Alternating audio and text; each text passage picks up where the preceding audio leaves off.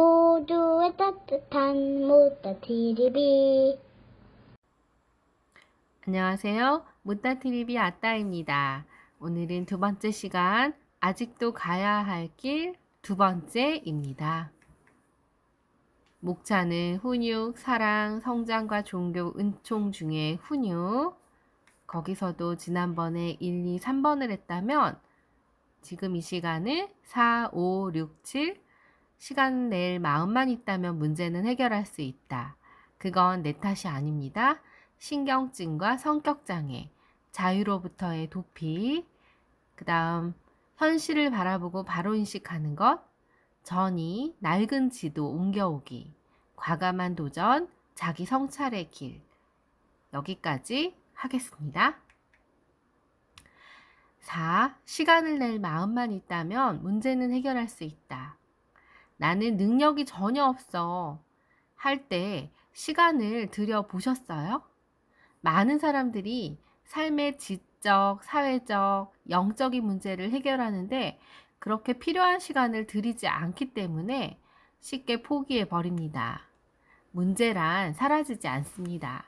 문제는 부딪혀서 해결하지 않으면 그대로 남아 있어서 영혼의 성장과 발전에 영원히 장애가 됩니다. 문제를 무시해버리는 태도는 즐거움을 뒤로 미루겠다는 의지가 없음을 말해줍니다.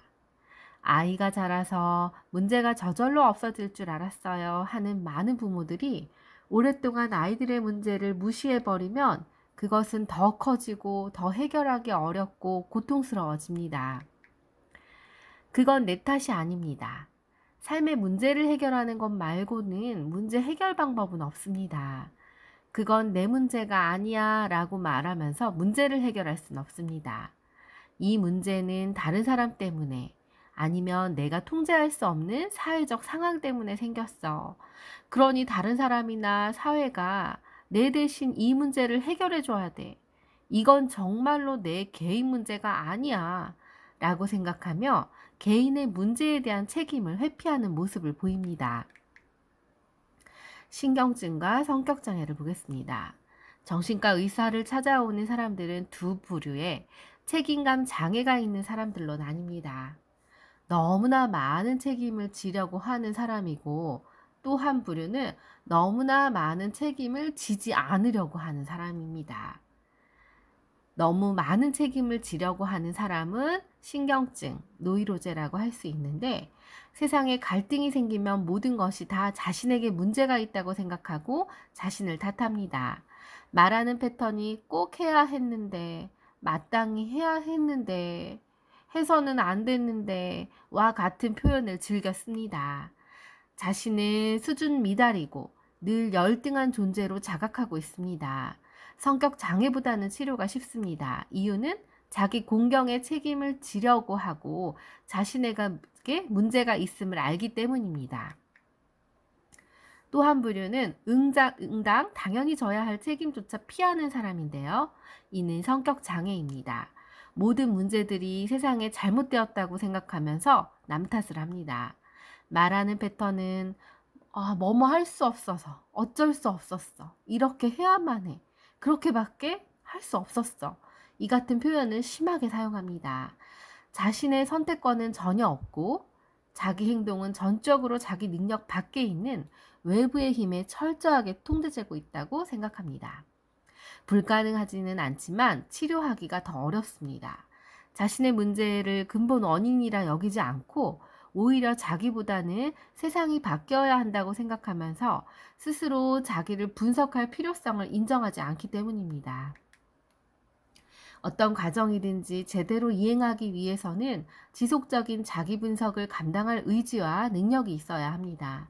이러한 능력이나 의지는 선천적인 것이 아니라 후천적인 노력입니다. 신경증 환자의 부모들은 책임지려는 의지가 있기 때문에 매우 훌륭한 부모가 될 수 있습니다. 그러나 이것도 신경증이 비교적 약하고 불필요한 책임감에 지나치게 억눌려 있지 않아서 부모로서 당연한 책임을 질 만한 여력이 남아 있어야지 이것이 가능합니다. 성격장애를 가진 부모는 자식을 망치는 부모가 됩니다. 이들이 자식을 다루는 방식은 파괴적입니다. 이들은 자신을 비참한 존재로 여기고 사람들 역시 비참하게 만듭니다. 가장 비참하게 만드는 사람은 그들의 아이들입니다. 성격 장애의 부모 밑에서 자란 아이가 문제가 생기거나 비행을 저지르면 곧바로 학교 시스템을 탓하거나 다른 아이들을 탓하고 자신의 아이한테 나쁜 영향을 끼쳤다고 주장합니다. 이런 태도를 지닌 사람들은 당연히 문제를 무시합니다. 책임을 회피하고 아이에게 은연중에 무책임한 태도를 가르치게 되는데 결국 삶에 대한 책임을 피하고 그 책임이 아이들에게 부과하는 경우도 있습니다. 이렇게 되면 아이들 역시 신경증 환자나 성격장애를 가진 아이가 됩니다. 아이에게 죄를 덮어 씌우는 것은 바로 부모 자신입니다. 얘들아, 너희 때문에 미치겠어. 내가 이혼하지 않고 그대로 사는 건 너희 때문이야. 너희 때문에 내가 신경쇠약 되겠다. 너희 아니면 나는 성공했을 거야. 이런 부모는 사실상 아이에게 이렇게 말하고 있는 것입니다. 내 결혼 생활이 이 모양인 것도, 내 정신 건강이 건강하지 못한 것도, 내가 성공을 하지 못한 것도 다 너희 때문이야. 너희 책임이야. 아이들은 이것이 얼마나 부당한지 판단할 능력이 부족하기 때문에 대체로 이런 책임을 그대로 받아들입니다. 이렇게 되면 신경증 환자 아이들이 됩니다. 죄를 덮어 씌우는 것은 바로 부모 자신입니다. 성격장애가 있는 사람들이 부모 노릇을 할 때만 비효율적이고 파괴적이 되는 것은 아닙니다. 이들은 결혼생활, 친구관계, 업무적인 상황에서도 나타나고 삶의 모든 영역에서 자기 행동에 책임을 지지 않습니다. 이것은 피해갈 수 없는 결과인데요. 성격장애자들이 문제의 원인을 제3자인 남편이나 아내나 아이나 친구나 부모나 사장이나 외부 상황인 나쁜 영향을 주고 또 학교나 정부, 인종차별, 남녀차별, 사회, 제도 탓으로 이렇게 돌리는 한 문제는 지속될 것이고 아무것도 성취할 수가 없습니다. 책임을 던져버리고 자신은 편안할지 모르지만 삶의 문제는 해결하지 못하기 때문에 영적인 성장은 멈추고 사회에 쓸모없는 짐이 돼버립니다.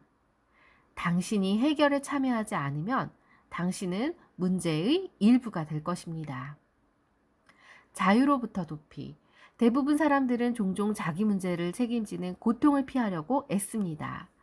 나를 맡아주세요. 당신이 내 보스가 되어주세요. 자기 행동에 대한 책임을 피하려 할 때 우리는 항상 그 책임을 다른 사람이나 조직이나 존재에 떠넘깁니다. 그런데 그것이 운명이나 사회나 정부나 기업이나 보스든 그것은 우리 권한을 그 존재에 양도하는 것을 의미합니다. 세상에는 억압적인 세력들이 있지요. 그런데 우리에게는 매 순간 이런 세력들이 대응하고 대처하는 방식을 선택할 수 있는 자유가 있습니다. 희생자가 되는 순간 사실은 자신의 자유를 버리는 셈입니다. 대다수의 환자들이 무력감으로 찾아옵니다. 무력감의 뿌리는 자유의 고통에서 부분적으로나 완전히 도피하고 싶은 욕망과 부분적으로나 완전히 자신의 문제와 삶에 책임지지 못하는 패배감이 깔려 있습니다. 사실 자신의 권한을 버렸기 때문에 무력감을 느끼는 것입니다. 언제가 됐든 치유가 되면 그들은 성인의 삶이란 보통 개인적인 선택과 결정적인 연속이라는 것을 알아야 합니다.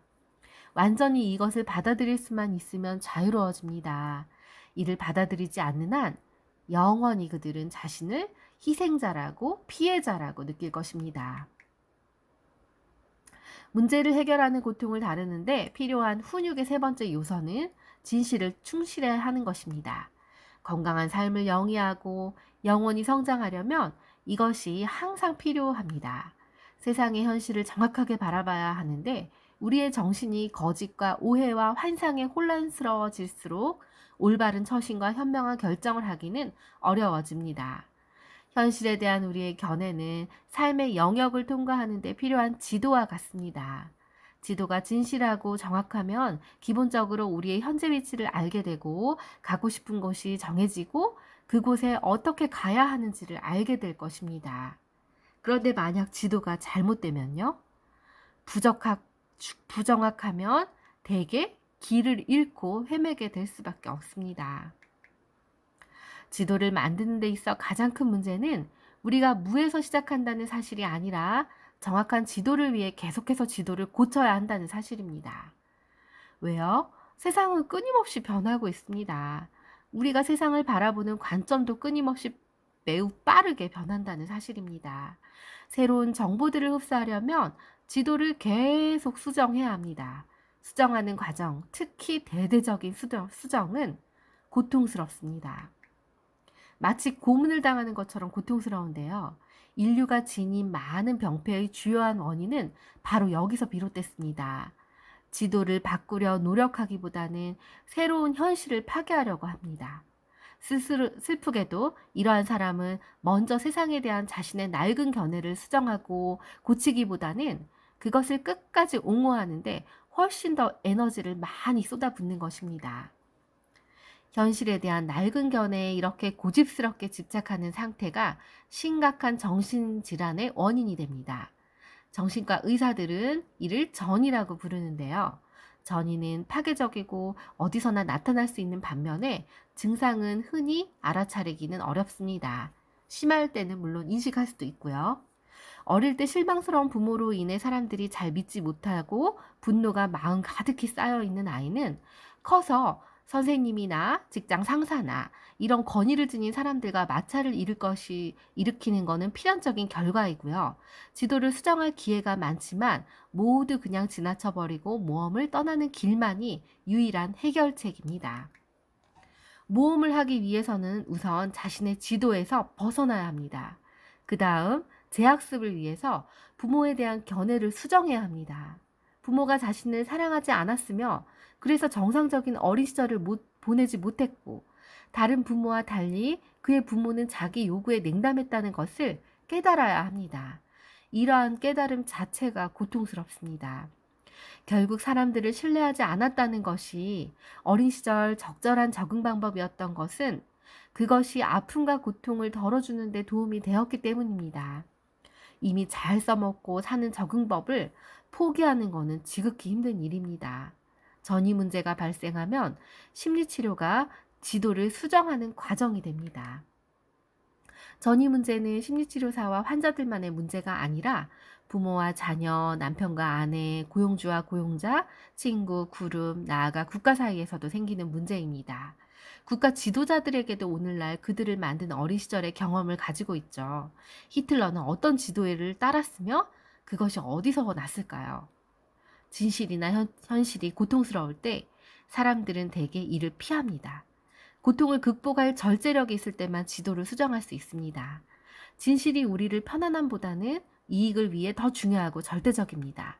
진실을 찾는 과정에서 진정으로 심지어 그것을 반겨야 하는데 정신건강은 어떤 대가를 치르더라도 진실에 충실하는 진행형인 과정입니다. 과감한 도전, 자기 성찰의 길, 전적으로 진실에 헌신하는 삶은 지속적으로 쉼없이 철저하게 자신을 성찰하는 삶입니다. 현명하게 산다는 것은 행동과 생각이 일치하는 삶인데요. 살아가는 데 중요한 것은 부단히 자기 성찰과 사색의 과정이 필요합니다. 현실에 대한 지도를 수정하는 과정은 반드시 괴로움이 따르는데 그래서 우리는 지도의 신빙성이 위태로워질 것 같으면 대개는 멀리 도망가고 피해버립니다. 도전을 피하는 경향이 있는데 이것은 사실 어떻게 보면 인간의 본성이라고 할 수 있습니다. 심리치료의 시작은 가장 용감한 행동입니다. 그들은 용기가 없기 때문에 피해하는 것입니다, 사실. 인간 성장의 심리치료는 목발이 아니라 집 짓기에 사용되는 망치와 모처럼 중요한 기능을 합니다. 심리치료는 다른 말로 진실게임이고 또 정직게임입니다. 거짓말과 대면하는 환자를 돕는 일이기 때문입니다. 우리가 공감하지 않으면 어떻게 환자가 현실과 맞닥뜨리고 고통을 견뎌주기를 기대할 수 있겠어요. 우리가 앞선 만큼만 상대방을 인도할 수 있습니다. 이상 들어주셔서 감사합니다. 모따TV 아따였습니다.